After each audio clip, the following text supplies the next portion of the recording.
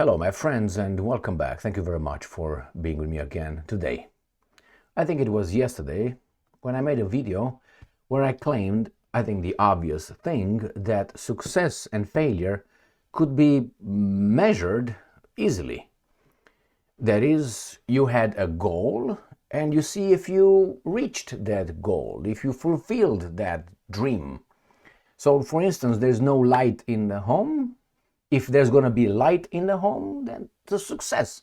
If you try to fix it and still you don't have light in the home, that is energy in the home, that means you failed. Clear and nice. You can tell me that you worked very hard. The goal was the light on or the light off. It's clear. We can measure that empirically. So we're talking about Iran war. Donald Trump already claimed he won. Definitely. Everything. He destroyed everybody, everything. And Iran, unfortunately, is still moving. The light is still off. But nevertheless, what are we going to talk about here? First, why the negotiations, which I don't think they were negotiations, were talks in Islamabad, failed. What was the principal reason, issue that they could not see one another eye to eye? The delegation that represented America, or the United States of America, and the Iranians, okay? And we have Vance, who led the delegation, telling us that effort was made and a lot of progress. And he also claims that we won, that the United States of America achieved all goals in Iran. That means that's victory. Light on, running water, everything. But hey, the Iranians say, no, you didn't, because what's going on right now, not only in the Strait of Hormuz, but also in the fact that our missiles are still flying, our drones are still flying, the government is still in place, you didn't overthrow anybody, you failed. All right, why? Because all these were statements, and we also enrich uranium still, and we will. So these are the first two topics. Third one, a new date was set for the Iranians and the American delegation to meet. Why do I say American delegation and not the Americans? It's because the people who are supposedly in the American delegation, I think, work for other interests, not America. And I don't think they're Americans. Why? Their heart is painted in white and blue. Then we have Mr. Erdogan. And Mr. Erdogan claims, Erdogan is the president of Turkey. He claims that he will attack Israel. Well, I'm gonna give you a short answer regarding that claim. You will not attack Israel. All right? But we will attack because there's war crimes and all. No. So it's not that. He says Erdogan threatens Israel with military action after accusing it of crimes. Erdogan will not attack Israel. Point blank right there. And the last topic for this video, China. China warns Donald Trump. And China says, do not even try to institute a blockade on the Strait of Hormuz on our shipments. We have interests over there and we will defend them. Well, how do you think they will defend those interests? Well, we're going to find out, I think, with time. Let's start the first topic. And this is coming from Sputnik. This is 10 hours ago. Vance claims a lot of progress made at US-Iran talks. I would just say that things went wrong. I wouldn't just say that things went wrong. I also think things weren't right. We made a lot of progress, correct, but you are surrounded by two guys that were not in your team. That's the first one. Iran must agree to hand over its enriched uranium and commit to refraining from developing nuclear weapons, Vance said. So I think this is clear. Iran will not hand over to you, why, its enriched uranium. And the second, They said many times before, and there's no evidence except coming from Israel, that they are developing nuclear weapons. That's it. So if you talk to Israel, all these two things will be solved. But you don't want to talk or dare to talk to Israel because, they own some people.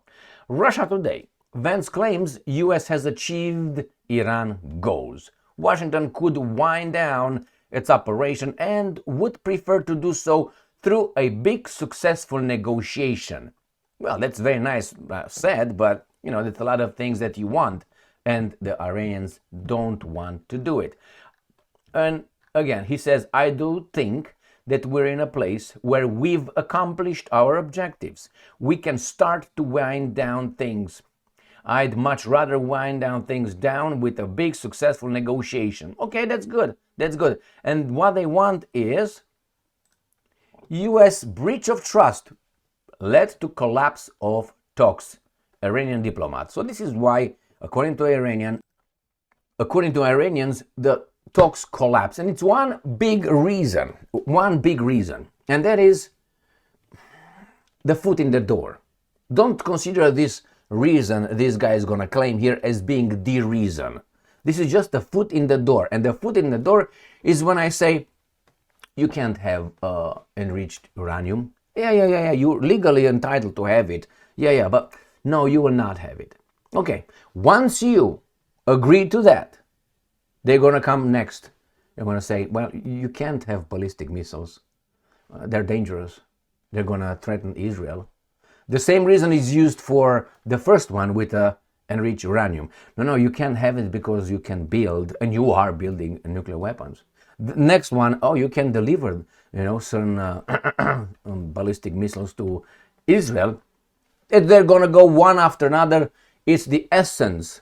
The essence is Israel is threatened. So we must make sure that this threat is evaporating. How? You do what they tell you, like we do what they tell us. Understand? So it is the idea that these guys are going to use the same thing. Threat. Like the United States of America is no threat to anybody. Like Israel is no threat to anybody. I mean, really? Never give up your ability to defend yourself, ever, and think that he or she will guarantee my safety. You depend on someone else to guarantee your survival? Why don't you try to guarantee your own survival? That's never do that. And these guys are asking, are demanding that Iran does exactly that. So, Tehran remains ready to negotiate in good faith. Its consul general in Mumbai has told Russia Today. A breach of trust by the US led to collapse of the Islamabad talks to end the Middle East conflict, this person says. Now, I'm going to show you what he says and we're going to discuss. Washington changed its approach and attempted to dictate its terms, saying that Iran has no right to uranium enrichment, which is a lie. They have the right to 20%. Tehran's consul general in Mumbai said in an interview, Iran's initial 10-point proposal, which the US has accepted as the basis of talks. Yeah, so they said, we're going to talk about them. Included peaceful nuclear rights, which is true, but Washington tried to impose its own terms. And I'm quoting, if the intention was for the United States to dictate and Iran to comply, then, I tell you the idea, then what was the point of all these wars and the surrounding hardships? The diplomat asked. This has led to and I'm quoting, deep mistrust by the Islamic Republic of Iran towards the United States of America. He added, remains ready to negotiate Tehran, provided the discussions are realistic. And I'm quoting, they have carried out the most stringent inspections of our nuclear facilities. Technical reports by inspectors show that Iran's nuclear program has never deviated towards military purposes. So he said that Iran has repeatedly stated that it does not seek to acquire nuclear weapons, and the US should take this into account. That's why they say you should stop. Well, we said we're going to stop. What do you want? You want to be in charge of me? When asked whether a blockade of the Strait of Hormuz by the US would lead to a wider regional war, he said, and I'm quoting, this is very important, this depends on the decision of the United States to act upon the directives and personal views of Donald Trump. So it's up to Donald Trump to get the US in big doo-doo based on his likes or dislikes, his moods. Understand? That's what is. So, they claim it was one thing we talked before and the other thing when we met. Well, probably the same thing could be said by the Iranians, and as almost always in an argument, the truth is somewhere in the middle. Now, I disagree with the guys in Washington or anybody on this planet telling any country that they cannot enrich uranium for peaceful purposes. Secondly, I don't agree with one country telling everybody that only they have the information that Iran has nuclear weapons in 3 minutes and 45 seconds for the past 35 years. Okay, so that's a perpetual generational lie. And the right to have nuclear weapons, I have a big problem with that. Because my problem is why some are legally allowed to have them, some are allowed illegally to have them, and some are not allowed to illegally have them. I mean, we make a rule for all, or it's just preferential? First, Israel should not have nuclear weapons. Does it have it? Nobody checks on them. Last time Mr. JFK tried to inspect their nuclear program and he was shot by Oswald. Okay? Should they have it? No. Now, can you take it back? Yeah, you can take it. I think the Americans can take it. In a military operation, 2 hours operation, they can take it. I guarantee you that. I don't know if they can take India's or Pakistan's or definitely not the Woodstocks in North Korea. But why would, for instance, certain countries be allowed, legally allowed, and others, no, you can't have it. Only we can have it. What? Why? It's based on this, not on logic, on law. All right. So these guys say mistrust. You come and say something and then I don't even know, my friends, why these guys even meet. Because it's clear so far that from the perspective of the Iranians, for instance, the Americans were not trustworthy. I can give you 3 examples, and I will give you 3. I can give you 4 if you want. We start with 1953. So we go to the origin of the mistrust, where it was the Americans crossing the Atlantic and coming over there in Iran and overthrowing their government. It was not Iran crossing the Atlantic going to the US. So the first stone was cast by lowly us or them. So don't include ourselves in their garbage. So if you want that, if you don't want with that, and then they put the Shah in. And the Shah was all good until his forces shot some civilians in some protests, and then it became I don't know, you know what I mean? And then they allowed the Islamic Republic, Khomeini to show up from Paris in a personal charter plane. How is that possible? Who allowed that? Anyway, so that's the first one. The second one is when Donald Trump showed up in 2016 as the president-elect. And he just said, the United States of America signed these documents, this agreement, negotiations with Iran became international law. The Europeans signed it. Iran signed it. And guess what? I just withdraw. You get out of it. And that's it. So I said yes. The country said yes. I come with a different administration. I say no. It doesn't work that way. If you go to a bank and you get a mortgage and there's a president somewhere who signs, yeah, we agree to this one. And then with these terms of interest rate and so on. And the next president that is coming to that particular bank cannot come and say, whoa, stop. No, I disagree with the terms. I just resiliate the whole thing. I'm not going to give you the loan anymore.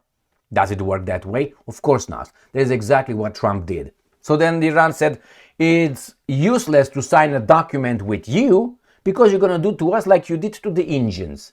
Which, if you remember that one, Indians. There you go. So that was the second time, if you want. The third time, it was when these guys attacked the Iranians' nuclear program. And Trump was ecstatic, if you remember it.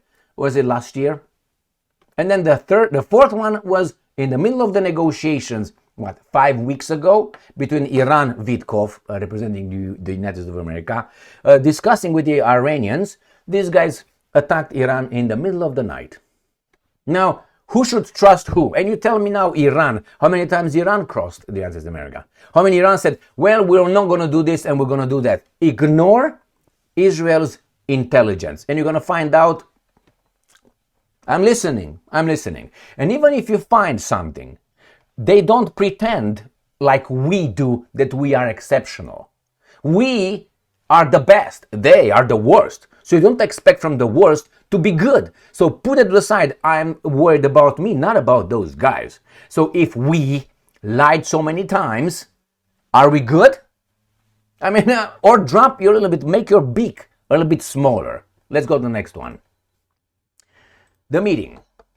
New voice of Ukraine. US and Iran eye April 16 talks as ceasefire deadline nears. Okay, so they want to discuss again talks. Remember, I like talks better than negotiations, because first you have to have talks, like, hey, how are you doing? Everything good? Right? How are your children? Your wife, you're still banging the neighbor? Okay, good, and so on. This kind of other talks. And then, are we going to negotiate? Well, before we negotiate, we have to talk.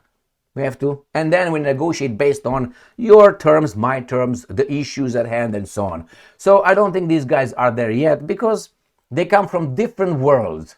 I want you. I dictate to you what to do. This guy said, you don't have right to tell me anything. So this is the position. One of these guys, which is the guys in Israel, tell the Americans to tell the Iranians, I order you to do this. And the Iranians are like, who are you and why? Anyway, so they say they're going to have the talks in 16th. Next one, Erdogan with big balls. New voice of Ukraine. Erdogan threatens Israel with military action after accusing it of crimes.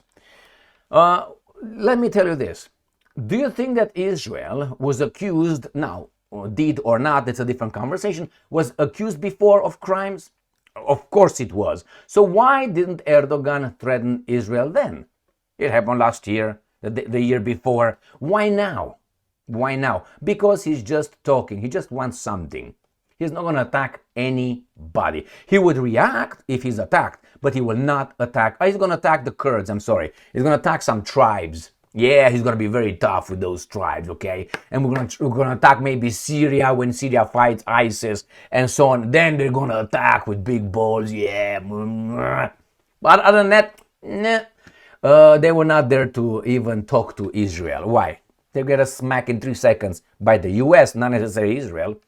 Even though I think Israel will humiliate these guys. But hey, we'll see. Not now, because Israel is depleted as the US of missiles, and not only.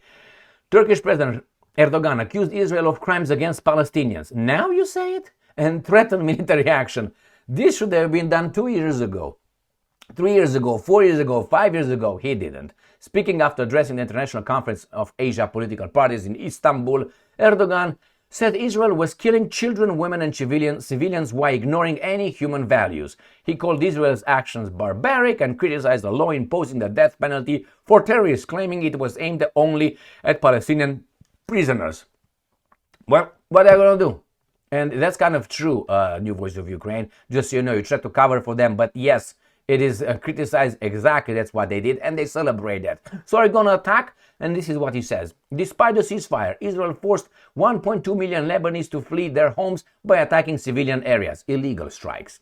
Asked by reporters about Israel, Erdogan escalated his rhetoric and raised the prospect of military actions. Blah, blah, blah, blah, blah, blah. And I'm quoting, just as we entered Karabakh, he talks about Karabakh. Just as we entered Libya, oh my God, 4 million people. All right, you're tough. You're tough. And you got what, 80 million or something? We will do the same to them. Nothing can stop us from doing this. We just have to be strong. That's true. That's true. All right, so remember, Karabakh. They entered Karabakh. Do you know who they fought in Karabakh? Let me show you a map. So we go to Karabakh and Karabakh and Libya. It's embarrassing. It's like, yeah, as we beat that toddler and that toddler, we're gonna go now and do it here again, my friend. This guy is tough, man. All right, let me find this Karabakh in Nagorno-Karabakh, isn't it? All right, where is it? Should be in this Armenia, Azerbaijan. Come on, give me that. Let me find it for you. Right there, he's talking about right there the Azerbaijan, Karabakh. We entered. Now look at that. Turkey, right there, like what, 80 some million people. How many they fucking are? A lot of them anyway. They were dealing with Armenia and Azerbaijan. Oh my God, like what, 3 million and 2 million or something? They were tough, man. And then they bombarded the Kurds at the border right here with Syria. Remember, some tribes. And yes, we enter Libya. You enter Libya. Libya had 4 million people. Goddamn, you enter Libya. So it's like you fight a toddler and you show your balls. It's embarrassing. It's embarrassing. That's why the so-called Western values that we used to have, there's our Greco-Roman values, are tarnished by our current leaders. And these guys, yeah, man, we destroyed. We enter Karabakh. We entered Libya. What else? We enter, I don't know, Vatican or something? I mean, really. Why do I say that? I will give you an example. And I mentioned it many times before because it exemplifies, to a certain extent, at least the values, the standards we used to aspire to. And we should. It's that, and I'm going to use a movie because it's easy, it's clear, people might have watched it and so on. The movie Troy with Brad Pitt. All right. So when Patroclus is killed in a battle wearing Achilles' armor, and it's Hector, the hero of Troy, sees him in a fight, he kills Patroclus. Patroclus was his best friend, was Achilles, Patroclus, Hector. Hector, Troy, these guys were the Greek coalition, Helen, whatever, attacking for Helen of Troy. For a pussy, a lot of things happen, it seems like, which is a fact. So Patroclus dies, and Hector gets angry and said, I'm going to kill Hector. So Achilles. Achilles goes to Troy and fights Hector in front of the walls of Troy. And at one point, Hector, and Hector stumbles over a little rock of Arkansas, and he falls on his back. And Achilles could have, killed him right there, or maybe have an advantage, and he said, stand up. I don't want that rock to steal my glory. But Erdogan, we fought Karabakh. We went to Karabakh, we went to Libya. Yeah, be careful who you're dealing with. So difference between these guys who said, I don't want any advantages to kill you. I want to get the glory if I deserve it, if I can get. This guy is like bragging about shit, like, oh, Trump, yeah, the most extraordinary, we flattened them, and you didn't do shit. Again, we're far cry from that little statements. I don't want that to steal my glory. I could have killed you in the middle of the night, like the Israelis did to the Iranian leadership. That is political assassination, and everybody bragged about it. It was all A-OK, just fine. Anyway. To me, at least, it sounded weak. Next one, and the last topic. China's defense minister warns Trump not to interfere with our affairs. Strait of Hormuz, and I'm quoting, is open for us. Okay, so the Americans imposed the embargo blockade of an international waterways. You can say, well, the same thing the Iranians did. Well, the Iranians said, you know what, we're going to allow everybody except you guys who attacked us. Which sounds very reasonable. Very reasonable. And this guy said, you know what? No, we're going to destroy everybody because Israel wants us to destroy Iran. So the whole world needs to suffer because of that fanatic ideology and so on. That's what it is.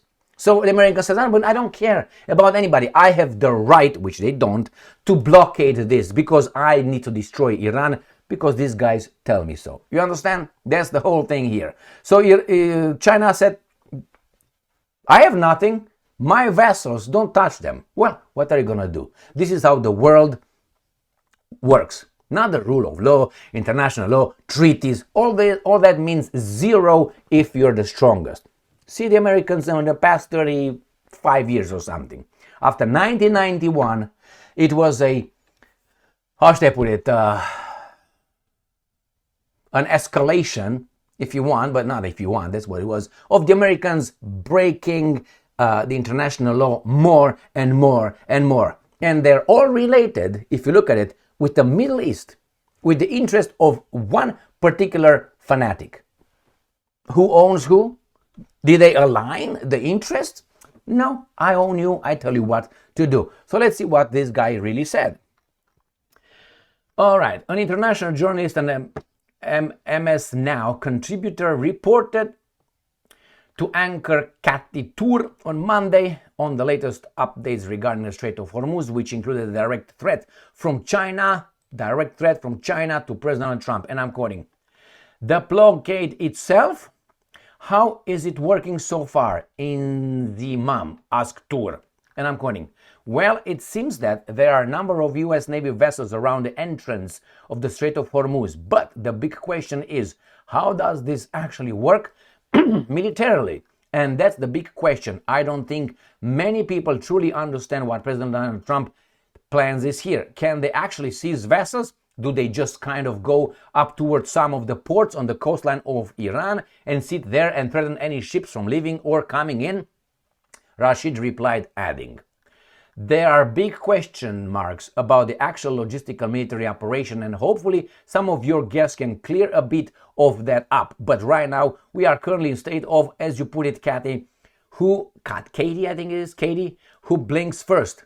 It's essentially a standoff, and yes, we already had an Iranian blockade on the overall Strait of Hormuz, a selective one, where they were allowing only selective vessels to pass through. Now we've got this US blockade on ports on the coastline of Iran. And then also tonight, Iran has responded saying that they will implement their own blockade on ports right across the Gulf states, just like this one behind me." All right, okay, so let's see where these guys are right here. As Rashid continued this report, he noted that there have been some strong words from China, and China is, of course, another important point. Tonight, they've come out specifically said to the US president that our ships are moving in and out of the Strait of Hormuz. We have trade and energy agreements again with Iran. We will respect and honor those agreements and expect others not to interfere with our affairs. All right, well, what are you going to do? I tell you, the only way you can do is by force. And this is the way you do it. If you are China and you have, it's going to be a big mess. You can send vessels over there, military vessels, that could accompany your vessels coming out, the oil shipments, but it's going to be a mess because the Iranians must, know exactly who's who and what's what so they can avoid a friendly fire. But other than that, the Americans don't care. They're not really, I'm talking about the guys in charge of us, they're not really hurt about this. Well, they're going to vote them out. You got 2 more years until you are allowed to confirm another selection by others. So sit tight. Are you going to start a revolution? You can't do that. You have to work through the system, voting, America, right? What are you going to do? Nothing. So in 2 years, maybe you have no country. Maybe gas prices will be $3,000 a gallon. Maybe your property taxes will be 1 million a second. The food you can't afford because you're not going to have it. So what are you going to do? I know what they're going to do, but you're going to wait until then? I think so. Why? We deal with a different kind of American, you know what I mean? So bring your weapons over there, bring your vessels, and escort your own vessels. What the Americans are going to do? Shoot at you? I mean, they might, because these guys show that they are ready for everything.